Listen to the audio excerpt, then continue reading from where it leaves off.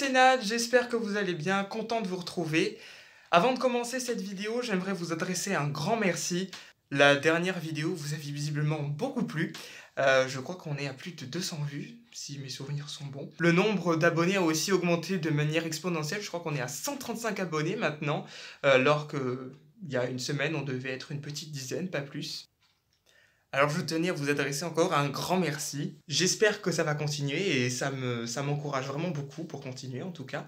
J'aimerais aussi vous apporter une information. J'ai créé une page Facebook qui porte le nom de la chaîne, Nat le glisseur urbain. Vous pourrez y retrouver toute l'actualité de la chaîne et aussi toute l'actualité de la rubrique de l'aventure Iliade. Aujourd'hui, on se retrouve pour la 3e vidéo de l'aventure Iliade et on va parler de tous les systèmes que j'ai installés dans le bus. Et si vous êtes sage, je vous montrerai comment j'ai avancé au niveau de la maquette. On se retrouve tout de suite au studio. Bien, alors on va commencer par le côté gauche. Premier équipement majeur, le moteur. Il s'agit donc du MIDR DCI de 380 chevaux de Renault. C'est un 6 cylindres ligne turbo de 11 litres. Certains d'entre vous doivent se dire, mais punaise, c'est quand même beaucoup, 380 chevaux et surtout 11 litres de cylindrée. Mais oui, c'est normal parce que, bon, quand même, cette belle bête pèse quand même près de 12 tonnes à vide. Je dis bien à vide, parce qu'après, quand on va rajouter l'aménagement, ça va peser peut-être voire 1,5 tonne de plus. L'idéal étant de limiter le poids au maximum pour optimiser la consommation. Vous l'avez donc bien compris, il s'agit d'un moteur diesel. On ne va pas faire fonctionner ces grosses bêtes à l'essence, parce qu'alors là, la consommation risquerait de s'envoler. Déjà qu'elle n'est pas négligeable. Là, on est quand même sur du 20 litres au 100. Hein. On passe à l'emplacement d'à côté, c'est-à-dire ici. De base, donc, il y avait une clim. Une grosse clim qui était très puissante et qui bouffait énormément de carburant. Et donc je compte la supprimer parce que bon, quand j'aurai isolé tout ça, une petite clim, je pense, peut-être à l'avant, et quelques ventilateurs dans l'habitacle suffiront à ventiler tout ça. Pas besoin d'une clim d'une aussi grande puissance. Donc du coup, je compte remplacer cette clim par un système de chauffage. Au niveau justement du système de chauffage, alors j'ai plusieurs choix qui s'offrent à moi. Ou j'installe un chauffage de type Webasto, c'est-à-dire qui fonctionne au gasoil, soit à air, soit à eau. C'est-à-dire soit le chauffage diffuse de l'air dans l'habitacle, soit le chauffage chauffe en fait de l'eau, et l'eau va passer par l'intermédiaire d'un circuit dans le bus et faire chauffer, c'est un peu le principe du radiateur. Et la deuxième option qui s'offre à moi, ça serait de mettre un chauffage électrique ou un chauffage au gaz. Cependant, le problème, c'est que le chauffage électrique va vraiment consommer énormément d'électricité, et comme on est quand même limité, ça serait vraiment, je pense, beaucoup trop énergivore de mettre un chauffage électrique. J'ai pensé peut-être au chauffage au gaz, et auquel cas le chauffage se trouvera de l'autre côté du bus, au même emplacement mais juste de l'autre côté, parce que la bouteille de gaz se trouve à proximité. Mais bon, là encore, le problème du gaz, c'est que pour avoir un chauffage au gaz, il faut consommer beaucoup de gaz. Et là encore, on est limité. Résultat des courses, je ne sais pas quel système de chauffage installer, et donc j'en appelle à vos suggestions. Mettez un commentaire si vous en avez une, ou alors écrivez-moi un message sur Instagram ou sur la nouvelle page Facebook de la chaîne. On en a fini avec le chauffage, on passe ici. Alors, cette soute que vous voyez ici, je vais lui attribuer le système d'eau.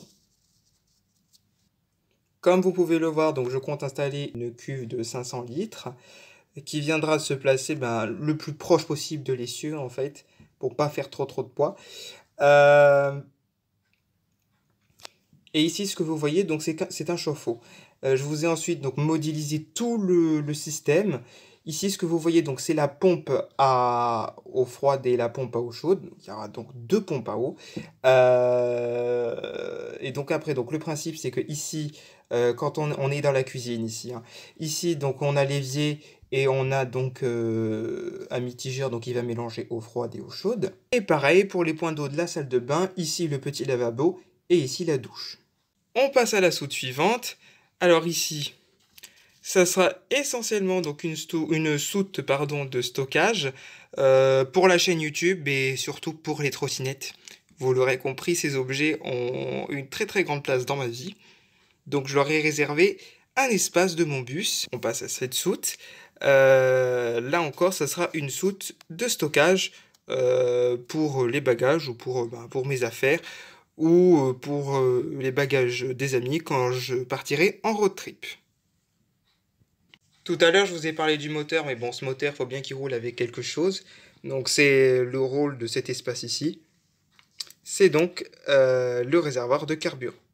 Alors oui, je sais, le diesel, ça pollue, c'est pas bon pour la santé et c'est pas bon pour l'environnement. Mais je compte créer un système avec de l'hydrogène pour pouvoir rendre mon moteur un peu plus propre. Et pour rendre mon moteur encore plus propre, je compte aussi mettre un peu de biocarburant.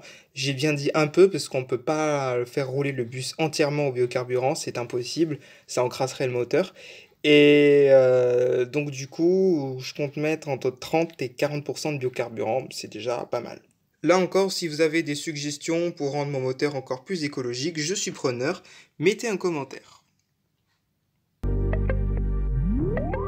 Alors, on passe à la droite du bus. Cet espace ici, il est toujours réservé au carburant. Il y a 2 réservoirs de carburant. Ici, ça sera toujours du stockage, mais à une condition.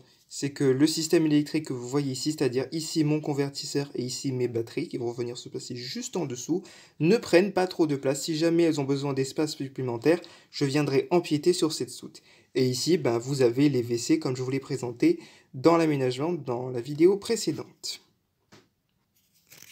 Le convertisseur et la batterie sont reliés jusqu'au toit. Parce que sur le toit, je compte installer des panneaux solaires pour être quasi autonome en électricité. Je ne sais pas si vous vous en rappelez, mais j'avais dit que j'installerais mon disjoncteur et mon panneau électrique juste ici. Et bien en fait, j'ai changé d'avis, parce que étant donné que les batteries et le convertisseur se trouvent de l'autre côté, j'ai pas vu d'intérêt à le placer de l'autre côté du bus, quoi, si vous voyez, parce que sinon ça va m'obliger à tirer des câbles, tout ça. Et puis bon, je ne sais pas si ça passe au niveau du cahier des charges. Donc du coup, j'ai décidé de le placer du même côté, et donc de le placer au-dessus du WC, ici. C'est-à-dire juste ici. Si j'installe un système de gaz, j'installerai donc le chauffage ici. Mais sinon, si j'utilise un autre système de chauffage, ici, ce sera ma boîte à outils. Et oui, parce que bon, quand on vit sur la route, il faut quand même avoir un certain nombre d'outils au cas où on tombe en panne. Une autre petite chose aussi, à l'avant, donc ici c'est un peu comme c'est un capot en fait. Ici donc ça descend. Et donc à l'intérieur donc de ce petit coffre, il y aura la roue de secours. On est dans la maquette. Bon alors, j'ai un peu avancé au niveau du tableau de bord, mais ça je pense que ça sera plutôt pour la prochaine vidéo. Il faut que je change cette partie de parquet qui a été un peu abîmée par le temps, et puis parce que j'ai donné un petit coup de silo, voilà pourquoi j'ai enlevé la partie de parquet qui est ici. J'ai recouvert la cabine des toilettes. D'ailleurs, pour info, je pense que je vais la refaire totalement parce que bon, étant donné que c'est un bus de voyage, enfin, les gens, ils sont venus, ils n'ont pas forcément été très propres, donc je pense que je vais recréer la cabine moi-même. Bon, là encore, si le cahier des charges de l'aménagement me le permet.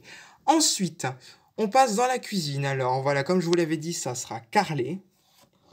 Donc je pense, bon, j'avais vraiment envie de mettre ce motif-là. Pas forcément avec les mêmes couleurs, parce que bon, gris, noir, pas top. Mais bon, je pense que vraiment, enfin, ce motif-là me plaît beaucoup, donc je pense que je vais installer ce motif-là. On passe dans la salle de bain, pareil, motif carrelé. J'ai pas encore fait ce côté, il faut que je le fasse. Et j'ai carrelé aussi cette partie-là. Et je pense vraiment que je vais mettre un meuble, voire rien du tout. Vous savez pourquoi? Parce que bon, l'espace à la chambre, il est déjà pas très large. Donc si je rajoute un meuble, ça va vraiment plutôt de ce côté-là.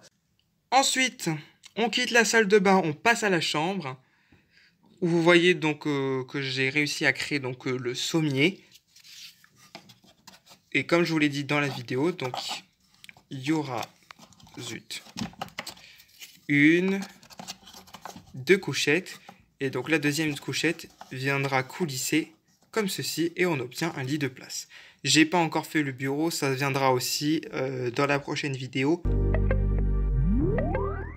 Voilà les amis, c'est ainsi que se termine cette vidéo, j'espère qu'elle vous a plu. N'hésitez pas à mettre des pouces bleus ou des pouces rouges, c'est vous qui voyez, je n'ai rien à voir là-dedans. N'hésitez pas aussi à mettre des commentaires si vous avez des suggestions ou des choses que vous n'avez pas compris. Quant à moi, j'aurai plaisir à vous retrouver dans une prochaine vidéo. Salut!